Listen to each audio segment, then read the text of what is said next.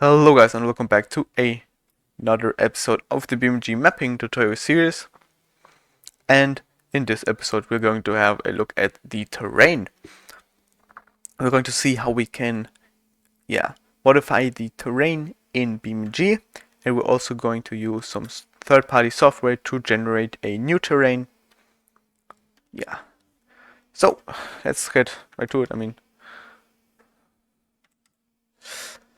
So here we are in the world editor, and if we select the terrain tools in the toolbar, then we're going to get that second toolbar down here, and you're also going to see that there is going to be this circle on the terrain, and that is your brush.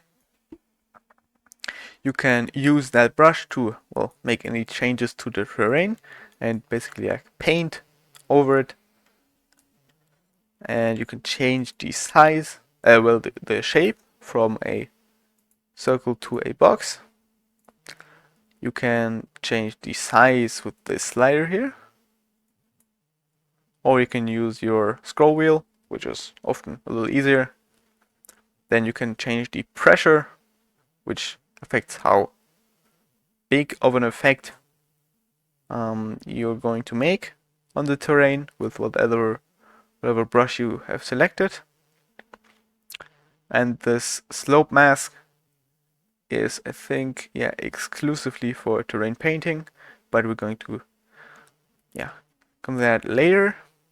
And there also is this brush softness, which just determines how soft the brush is. So that just means that the further away from the center, the less an effect will have. For example, if we put the softness to 0.1 and we take the grab terrain, you can see it makes a very hard edge right there.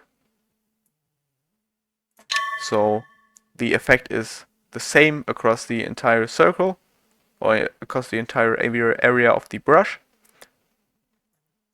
But if we increase the softness, then you see that, first of all, you see that I still have this weird one in here, but you can see that the further away we get from the center of the brush, the weaker the effect is. And you can change that softness curve like with this, but I don't really ever change anything about that, but just so you know. And we showed the first brush, which is grab terrain, where you can grab terrain, pull it up and down. Then the next one is the raise height and the lower height.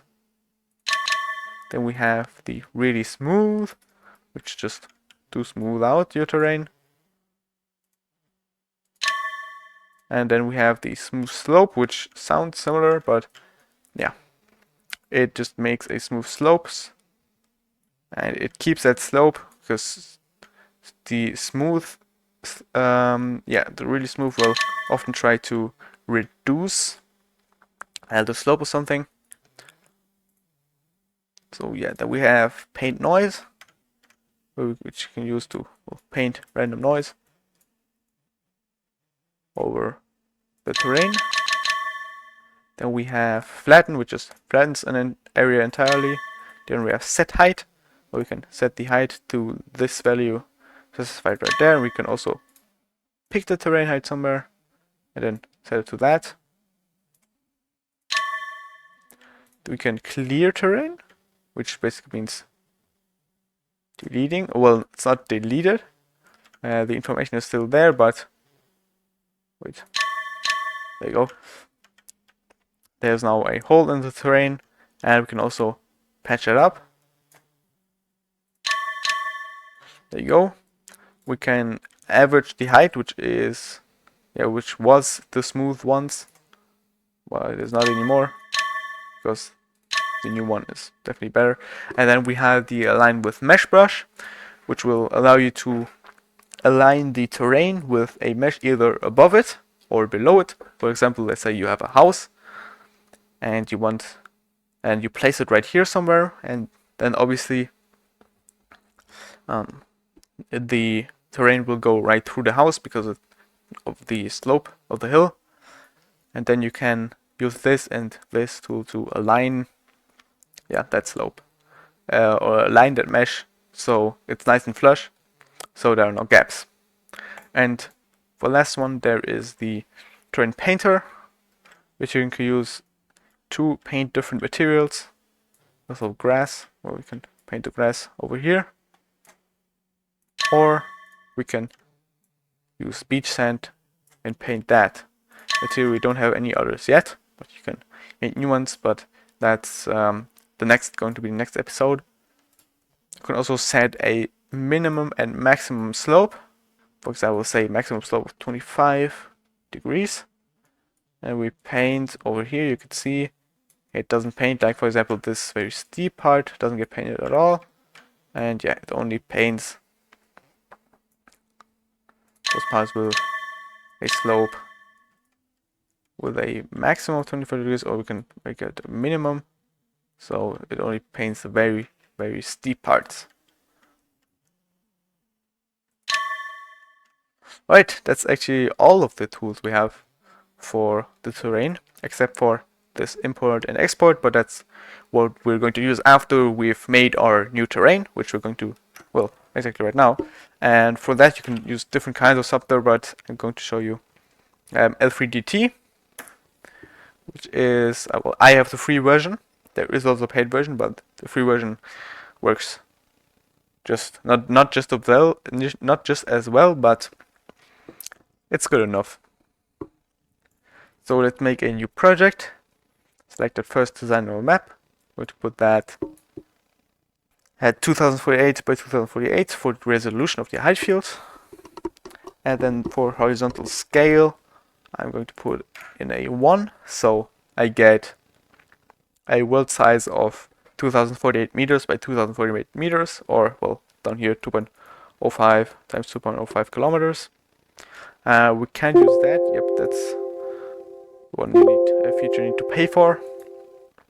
So yeah, let's go next.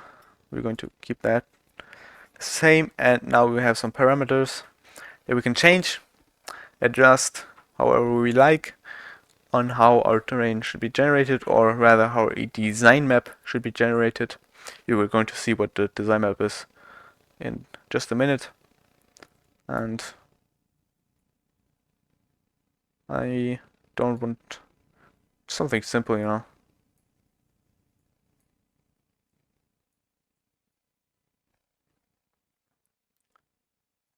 And you can also set the climate to, well, whatever you want. Let's go with this. Let's go next, and only the design map for now, and there you have your design map. So you can see this, what was, I think 64 by 64, right? Or 32 by 32. Looks like 32, right? I think so. Yeah, it's 32 by 32. And you can see all of these squares here, and they represent a rough image of what your terrain will look like. The darker the green, the lower down. You can see the altitude values in the bottom right, and the brighter the higher up it is. So I think, yeah, highest point here is like 150 meters. And then you might not spot it here because of the settings I made. But for example, if we increase the noise strength and give some of that, you can see there are now these brown accents here, and the squares are brownish. That just tells you how rough the terrain is at that spot. Also, the blue parts are below sea level, but that doesn't mean necessarily that will be below sea level in BeamNG. We can obviously move that around however we like. And yeah, you can just also generate the new one, maybe.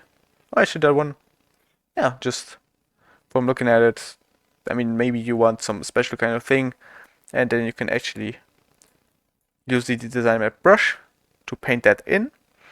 For example, you could say, maybe I want a valley here, so you go take the relative, and then you paint it over here.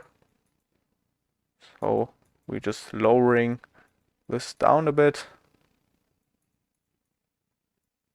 Also, you can do a lot more later in the world editor and stuff. So let's see how it goes through here.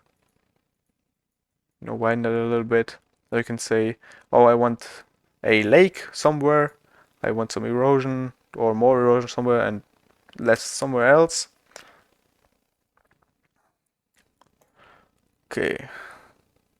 Now let's go, and you can just keep generating different ones if the one you have, is not really to your liking, or you just make a completely new project where you can change the other parameters that you can't change here. And we can just go and generate a height field, which is the actual values for the height of the terrain. So how the terrain works, I can explain you while it's loading that.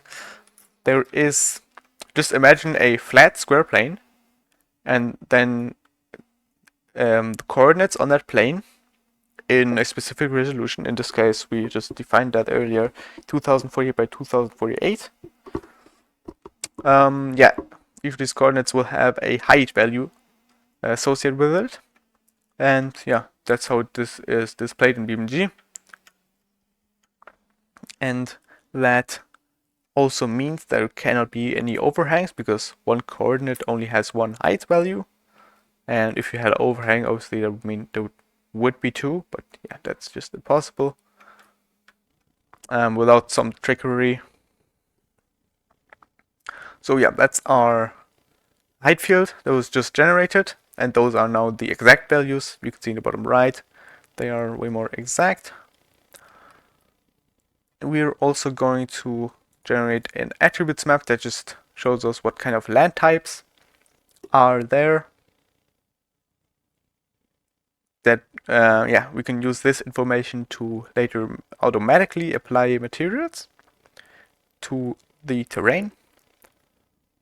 So we don't have to do that ourselves, just like the baseline will be there. Now, if you've found something that you like, which you can verify in this 3D view, I'm gonna be honest with you, this looks, this is only 2 by 2 kilometers, but this looks too big of a space, because actually you saw it before, the default horizontal scale was 10 meters. So usually you get something that looks too big for the scale it actually is. So yeah, it's just too much, because we set the here the horizontal scale to 1. So yeah, let's go with that.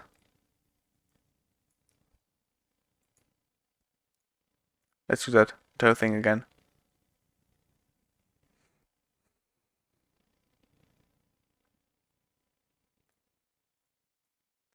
Also, the erosion is the biggest part of this generation step for the height map. The more erosion you have, the longer it will take. Okay, there you go.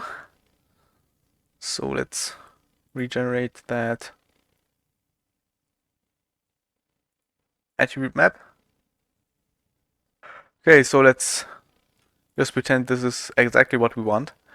And we can now export this layer, the height field, as a PNG, which is important because we want a JPEG, for example, would have lossy compression, which would mean we lose some of the detail, which is not what we want. So yeah, just export it. You can also hit Control E to export. Then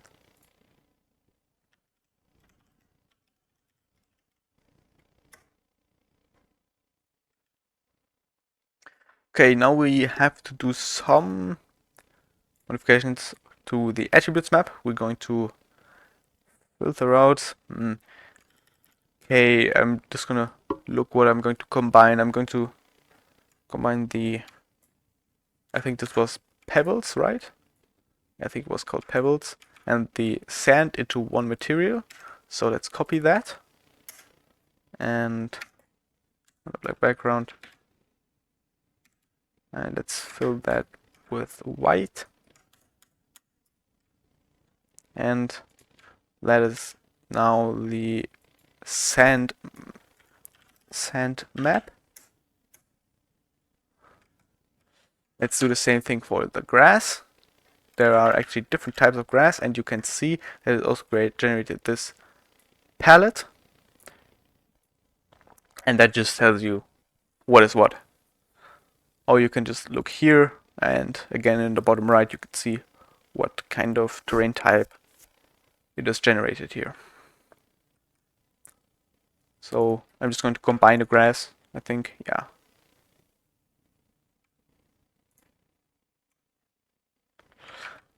And that's, oh, there are actually 3 types of grass, yep. So I'm going to show you that now. If you might actually want to differentiate different types of grass,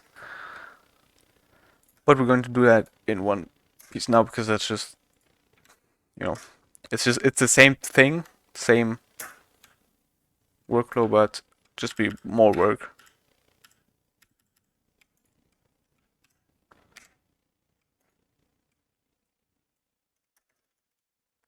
So that is the grass map.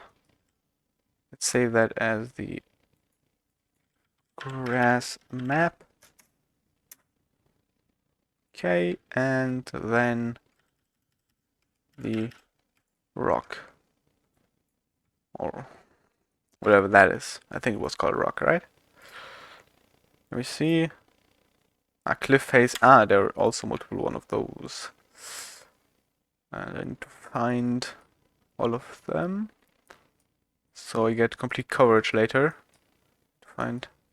Oh, there is a 1, 2 pixels right there. Ah, maybe those were the only ones.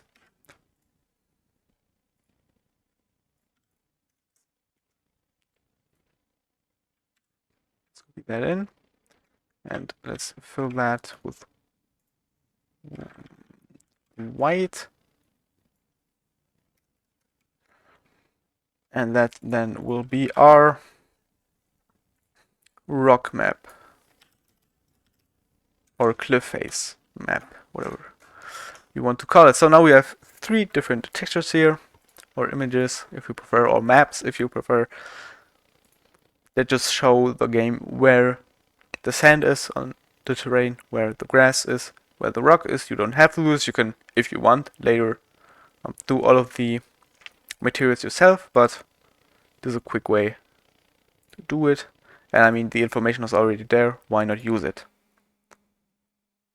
And yeah, I think that's all we need to now import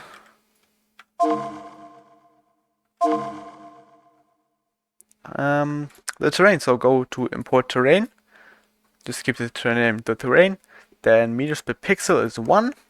We have that 2048 by 2048. Where is it? Height map here.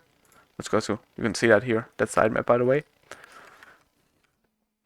And we want the exact same dimensions in meters for the terrain. So I'm going to keep that at 1. The max height.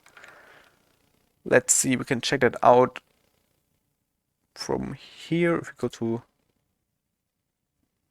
operations, height field, and then change vertical range, you can see the altitude range is 128.9 or 129 rounded meters. And you can see the minimum altitude is negative 17 meters. But yeah, we just go from 0 to 129. Because we have that as our altitude range. So from 0, or black, which is the lowest point, is black, and the highest point is white. So these are relative values in the height map, and that's why we need to set a maximum height in here. because yeah, we need to set a maximum for borders white, and then 0 is implied to be black, a black value in the height map. So let's go open the height map, and then we can choose the texture maps. Let's go for sand, and no, we want the beach sand material for that. Then the grass map, you want the grass for that. This RGB tells you, or you can choose which channel, color channel from the image should define what should be used for that texture or that material. But since we've separated them, you can choose whatever you want here, because in white all of these, it's black and white, so red, green, or blue all have the same values. And let's add the rock map, although we don't have a material for that yet. So let's go in the terrain material library and click that plus, and then we can make a new material, cliff face, and let's see what kind of ground model we want to choose. Rock cliff seems to be right. Let's save that and add that material right there. Also save that. Also, by the way, the ground model of a terrain material just changes how the vehicles in BeamNG will interact with it.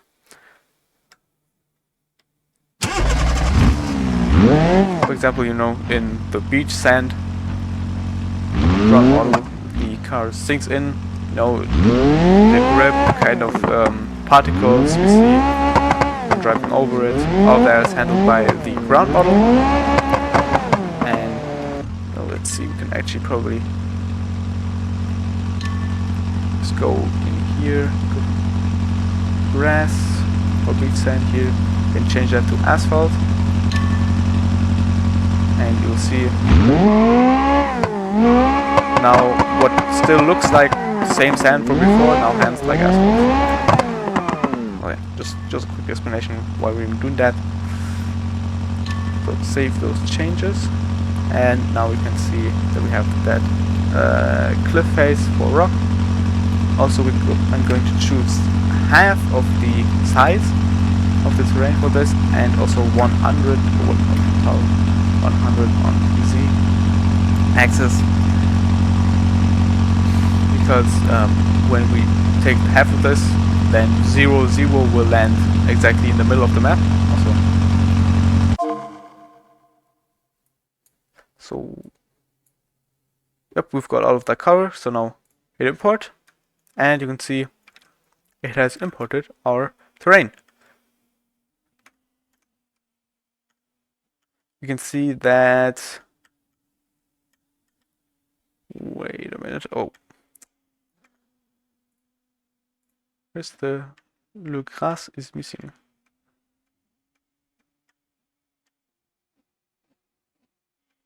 Wait, did I assign the wrong? I think so. Yeah, I think I assigned the wrong material to the wrong map. Damn it. Let's see. Sand. Oh, wait, what? Sand map, beach sand. Grass map is grass. The rock map is cliff face. Okay. Let's try again. There you go. And now we're obviously missing that cliff face. And that is, yeah, right here you can see there's the right textures. There are no textures defined here. So that's why, yeah, that's missing here. But the grass and the what's it called? Sand, yeah, sand is there. Also, yeah, we're still under the ground. We can select, our car, and also that spawn sphere where we spawned, which is in the folder of the player drop points here in the scene tree. And we could just pull that up, so our spawn point will also be, above ground, which is nice to have, usually, if you want to play. And if we now resume, we have imported that terrain. Obviously, some of these are supposed to be underground by the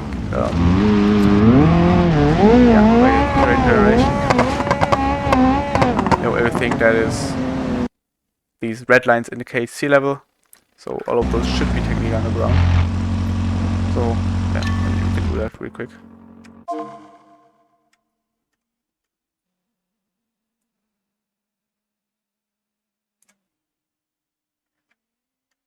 That seems a little too much.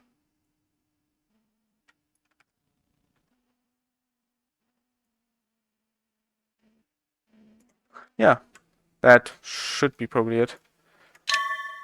So let's take, where is it? Plate drop point. And nope. These two together. Just up and down. Come on.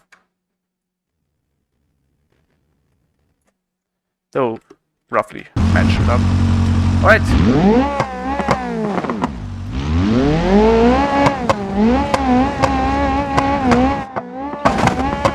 That's it for today's video, episode, whatever you want to call it.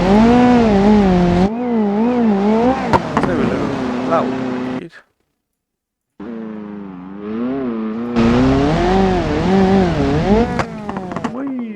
And yeah, thank you guys for watching. Oh, I still have the I still have the set to asphalt. I didn't change that. Let's do that as the very last thing. Going to beach sand. Oh, generate that. Yeah. Beach sand. Beach sand. There it is. There you go. Alright, yeah, thanks for watching. I think I already said it. Yeah, but twice doesn't hurt. And I see you guys again in the next episode. Like if you liked, dislike if you didn't. And yeah, subscribe to not miss the future episodes.